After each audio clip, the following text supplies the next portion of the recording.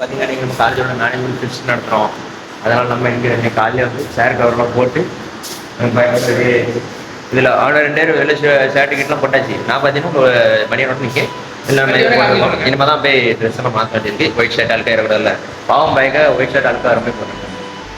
அதாவது வந்து இவரு நேற்று நைட்டே தெளிவாக பிளான் பண்ணி இதை போட்டு வந்திருக்காரு. இப்போ எங்களுக்கும் சொல்லணுமா என்ன, சொல்லாமல் காலங்கத்தில் வேலை வாங்குறேன். அதான் அப்படி தான் கொஞ்சம் நம்ம பொருள்லாம் இறக்கியாச்சு. இனிமேல் என்னன்னா ஸ்டேஜ் உங்களுக்கு போய் காமிக்கிறேன், எப்படி இருக்கு பாருங்க.